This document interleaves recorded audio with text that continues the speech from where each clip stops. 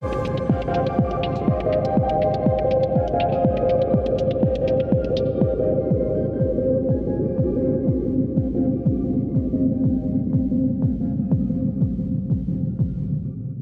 vaste sujet que l'intelligence artificielle au cinéma, surtout en 2024, où le premier festival de films créé par intelligence artificielle exclusivement se tiendra à New York et où les organisateurs ont déjà reçu plus de 3000 courts-métrages. Que ce soit dans le montage, dans les effets spéciaux, dans la traduction, dans les sous-titres et même dans la réalisation, l'intelligence artificielle, elle inquiète profondément le milieu du cinéma, et de nombreux professionnels qui pourraient se voir purement et simplement remplacés ou dans le moins pire des cas, voir leur métier profondément changer, et pas forcément vers un aspect plus positif. Bon, alors pour l'instant, l'IA, elle fait surtout des ravages pour ce qui est traduction et graphisme, mais Hollywood, par exemple, il a quand même bien compris le danger. C'était par exemple un des sujets de la grève des acteurs et des scénaristes qui a secoué le cinéma américain au début de l'année, et ça, on en avait parlé un peu sur la chaîne. Et de Metropolis, qui nous parlait de la perte de contrôle de l'homme face à la machine, jusqu'à Terminator, en passant par The Creator, 2001, Ghost in the Shell, ou même Colossus, ce super film qui aurait bien pu inspirer James Cameron et dont je vous ai parlé pareil il y a quelques semaines,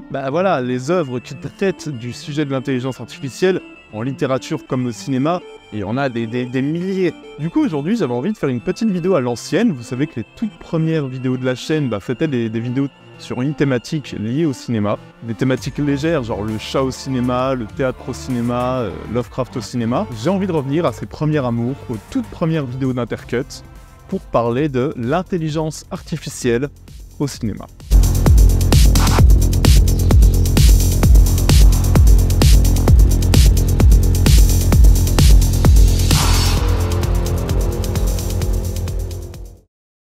Mais avant de plonger dans le monde merveilleux de l'intelligence artificielle, une petite minute de votre temps et croyez-moi, vous ne serez pas déçus. Vous savez que cette chaîne, elle a un sponsor historique qui est YFood, et on a discuté ensemble pour vous faire une offre sur les produits que vous préférez, et sans surprise, on s'est accordé sur le fait que les bars, c'est le produit qui semble vous plaire le plus. YFood, c'est une marque qui propose des bars et des boissons Nutri-Score A, qui peuvent te caler plusieurs heures et qui se déclinent en une multitude de goûts toutes plus délicieux les uns que les autres, et j'insiste sur leur bar, parce qu'après une rupture liée au fait que j'ai dû commander l'intégralité de leur stock tellement je les aime, elles sont de retour pour une durée limitée, et je les adore, je veux dire. Elles réussissent l'exploit d'avoir des goûts hyper coquins, je veux dire, brownies, chocolat blanc noix de coco, t'as du cacahuète, t'as du chocolat, enfin c'est un bonheur, tout en étant bien plus équilibré en calories que ce qu'on a l'habitude de grignoter, et du coup, vu que c'est bon et que c'est nourrissant, en fait, t'as jamais l'impression de te priver, et c'est le meilleur moyen d'éviter le grignotage. Je veux dire, regarde-moi ce monstre, évidemment que ça te cale, et le fait de pouvoir se faire plaisir sans ruiner sa santé, c'est un bonheur. De toute façon, tous les nutriments et tous les ingrédients sont en totale transparence dispo sur leur site. Alors parmi leurs produits, il y a aussi des bouteilles, notamment les goûts fruités genre pêche ou mangue, qui sont parfaites pour l'été. Mais on sait que quand je parle des bars et que je vous propose un code réduc là-dessus, ça vous fait toujours plaisir. Donc on est parti là-dessus. Et du coup, j'ai ce code promo exceptionnel. Tu tapes Intercut YouTube ou alors tu cliques sur le lien en description et en commentaire. Et tu as 10% sur le pack découverte. Donc le pack qui concentre tous les goûts, c'est idéal pour pouvoir découvrir tout d'un coup. Merci beaucoup à YFood de proposer ces offres au public d'Intercut. Nous, on se replonge dans la vidéo. Et en fait, voilà, alors, par cette vidéo, j'ai fait un choix. Je vais pas vous parler des dangers que représente l'intelligence artificielle sur l'industrie du cinéma. Ça pourrait être le sujet d'une autre vidéo. Si ça vous intéresse, n'hésitez pas à me le dire. Mais je vais plutôt parler découverte cinématographique. Et je me suis fait une semaine où j'ai découvert ou redécouvert pas mal de films qui traitent de l'IA. Des films un petit peu trop souvent oubliés, ou en tout cas peu cités. Je vais pas vous parler de Wargame, Terminator et iRobot, quoi. Mais voilà, je voulais faire une vidéo sur ces films qui viennent un petit peu tous d'époques différentes. Donc j'ai sélectionné 3 films qui me semblent assez intéressants. Et on va commencer par un grand film d'un cinéaste que je trouve, c'est bizarre que l'histoire ne le cite pas assez. Ce cinéaste, il s'appelle Donald Cammell. Et c'est un grand cinéaste qui n'a fait que 4 films en 30 ans avant de se donner la mort, laissant derrière lui, mais quand même une œuvre assez fascinante sur laquelle je reviendrai très probablement prochainement sur Intercut. Et parmi ces grands films, il y a le superbe Demon Seed.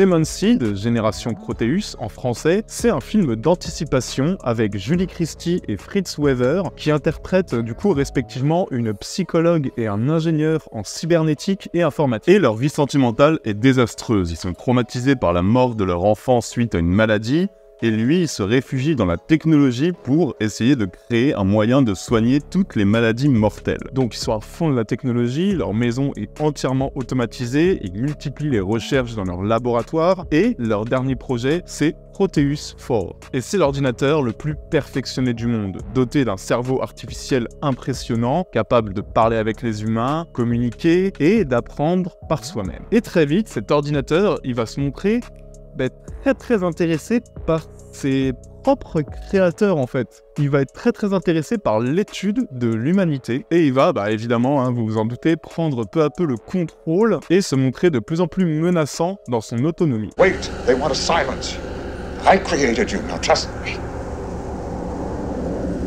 Furious.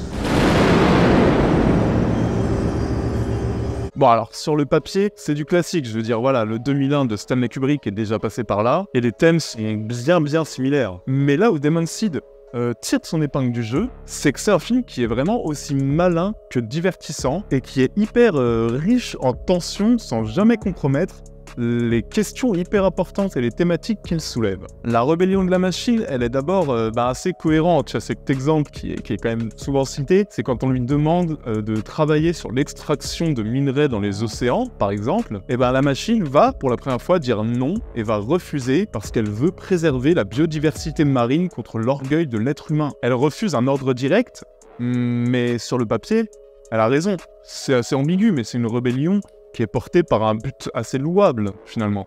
Le truc, c'est que ça veut dire que cette machine commence à développer sa propre morale. Et à partir de sa propre morale, l'intelligence artificielle va emmener le film dans des virages narratifs quand même assez extrêmes. Vous allez voir, les amis, Demon Seed, c'est un film qui est surprenant dans sa radicalité. Et c'est un film bien éloigné d'une simple série B d'anticipation un peu grotesque dont le pitch aurait pu faire penser. Non, clairement, l'envie d'incarnation et la domination de la machine, dont le design est quand même d'ailleurs franchement assez terrifiant, et qui est aussi, il faut le signaler, servi par des effets spéciaux très réussis, des effets spéciaux pratiques qui fonctionnent encore parfaitement, aujourd'hui.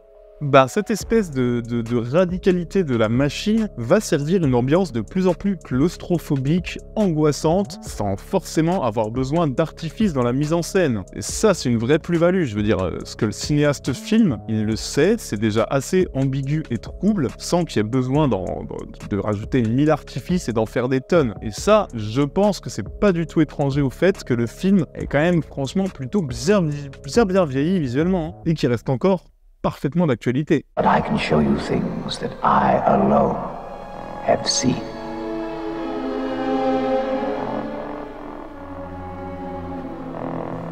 I can't touch, but I can see.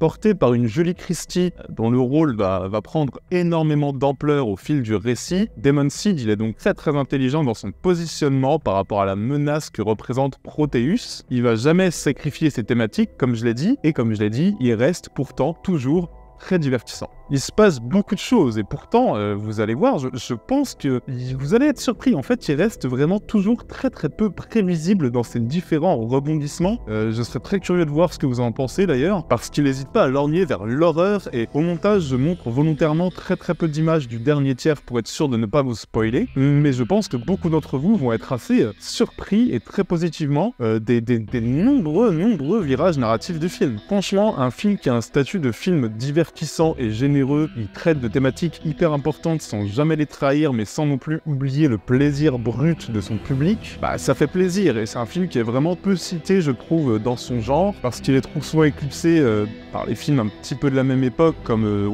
après, qui sont super, je pense par exemple à Monde Ouest, je pense encore une fois à Colossus. Demon Seed, il est un petit peu moins cité que ces films-là, et c'est dommage, parce que c'est vraiment pas un film à négliger, c'est une excellente surprise.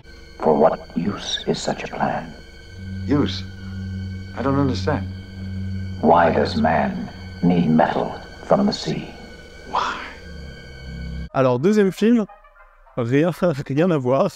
Est-ce que vous connaissez Werner Herzog? Bien sûr que vous connaissez Werner Herzog, certains pour son Aguirre, la colère de Dieu, d'autres ce sera plutôt Nosferatu, d'autres ce sera Grizzly Man. Il a réalisé beaucoup de documentaires, le cinéaste allemand. Des documentaires souvent assez fascinants, avec des personnalités, on ne sait pas où il les trouve, mais qui sont généralement assez incroyables, et des documentaires qui sont souvent aussi plus proches de la poésie brute que de la simple transmission d'infos / apprentissage qui pourrait être un peu, qui serait, je pense, moins intéressant. Et il a notamment réalisé Lo and Behold, The Reverie of a Connected World, sorti en 2016.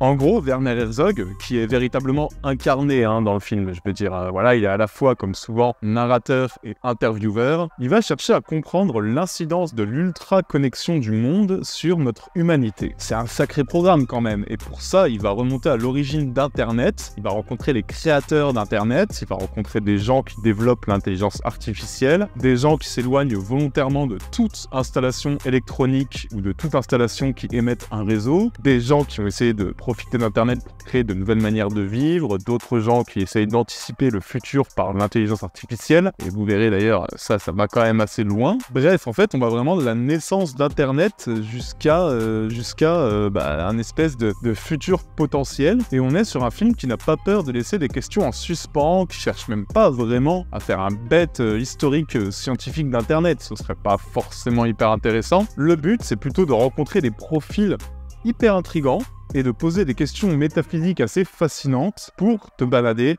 dans une sorte de voyage connecté un peu mystique. Thousands and thousands of scenarios per second that might happen, especially when you get to the point of robots exchanging information with one another, then you might have a robot dreaming about places it hasn't even been.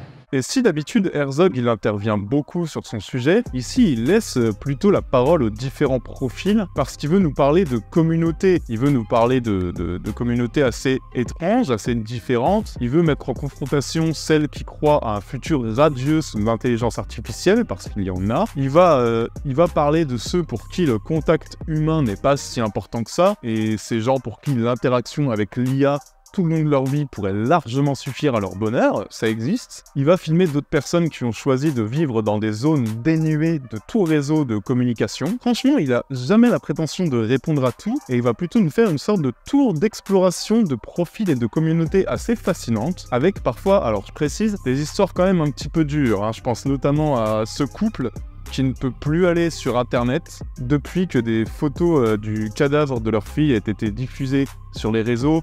C'est vraiment assez puissant et bouleversant, et il y a des moments très très forts dans le film, et notamment, ces espèces de questionnements sans réponse, notamment cette question posée par le cinéaste à toutes les personnes interviewées. The web is the internet dreaming of itself. Could it be that the internet dreams of itself? It's a fascinating idea. Bon, alors après ça, je pourrais parler de tellement de films. Faire un tour dans les années 50 et vous parler de Cerveau Infernal, qui est une sorte de spin-off de Planète Interdite, dont j'ai parlé récemment. Vous connaissez Planète Interdite, c'est un monument de la science-fiction, connu entre autres pour son robot qui a coûté très très cher à fabriquer. Du coup, comment on rentabilise le coût d'un robot qui a coûté si cher? On le réutilise dans un autre film de science-fiction à plus petit budget, donc Le Cerveau Infernal, sorti en 57, un sympathique film de science-fiction sans prétention qui mettait déjà en scène des robots qui veulent envahir le monde. J'aurais pu aussi évoquer la curiosité Cyborg 2087, que James Cameron aime sans doute pas mal, puisqu'il nous raconte comment des cyborgs gentils, en 2087 du coup, envoient l'un des leurs dans le passé pour changer le futur, et comment les cyborgs méchants, eux aussi envoyés du futur, vont le suivre dans ce même passé pour l'empêcher de changer la chronologie des événements. C'est Terminator, très concrètement, vraiment c'est complètement le même pitch que Terminator. Vous pourrez aussi faire un tour du côté du Japon et vous parler du superbe Memories, une anthologie de courts-métrages incroyables sur le thème de la science-fiction, supervisé par le papa de Akira, un film dont j'ai déjà parlé dans cette vidéo sur les trésors cachés de la science-fiction, je crois, mais je vais rester sur du plus récent. Et pour finir, je vais vous parler d'un film qui m'a quand même mis une belle claque, que j'ai vu il y a peu de temps et qu'on m'a beaucoup conseillé dans mon séjour en Espagne, un film qui s'appelle Automata. Réalisé par Gabe Ibanez, qui est l'un des grands noms des effets spéciaux du cinéma espagnol, Automata, il a un postulat de départ assez intriguant. Il se déroule dans un futur dystopique, en 2045, sur une Terre désolée après d'énormes explosions solaires. Dans ce futur, il y a un groupe de survivants qui vit en communauté avec des robots qu'ils ont construits pour les protéger des radiations mortelles, et ces robots, ils ont deux protocoles à suivre qu'ils ne peuvent pas dépasser. C'est des protocoles qui sont inscrits dans leur gène, entre guillemets. Il leur est interdit de se réparer ou de se modifier eux-mêmes, et il leur est impossible pour eux de nuire à une quelconque forme de vie. Et dans ce monde-là, on va suivre le bon vieux Antonio Banderas, qui découvre une étrange forme de conscience, entre guillemets, qui commence à se développer parmi les robots. Des robots qui s'extraignent peu à peu de ces fameux protocoles. Vous l'aurez compris, hein, c'est un film qui est pas officiellement, mais largement basé sur la nouvelle Le robot qui rêvait, de Isaac Asimov, qui a aussi largement inspiré le film iRobot. Sauf que, bon, je vous rassure clairement, ici on est quand même sur un autre niveau esthétique et narratif, et j'ai vraiment été très agréablement surpris, je savais pas du tout quoi en attendre, je me suis pris une petite claquasse. How do you know it will be any better on the coast? For God's sake, Rachel, look at this. Look. Air we cannot breathe, rain we cannot touch. Aren't you afraid to bring your daughter into a place like this?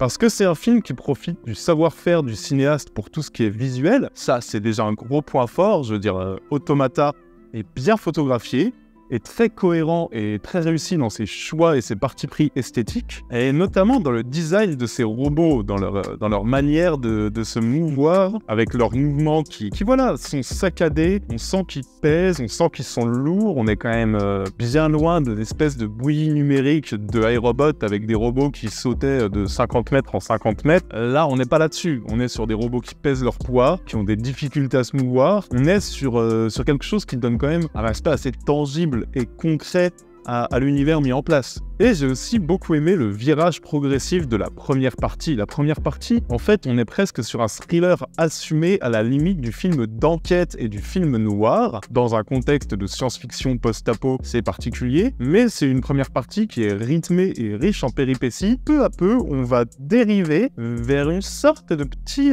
quasiment de road movie et d'errance des personnages dans le désert, dans un monde désolé, et là, c'est le moment où le cinéaste embrasse finalement la puissance de ses thématiques. Il va plus poser ses cadres, il va limiter les mouvements de caméra, ses dialogues seront plus écrits, et en fait, il va vraiment changer de rythme pour mieux nous parler de ces androïdes qui seront peut-être le nouveau stade de l'évolution humaine, et dont on ne sait pourtant jamais vraiment cerner les intentions. Je vous spoil pas plus sur Automata, mais j'avais vraiment envie de vous en parler aujourd'hui. Maybe your time is running out. No life form can inhabit the planet eternally.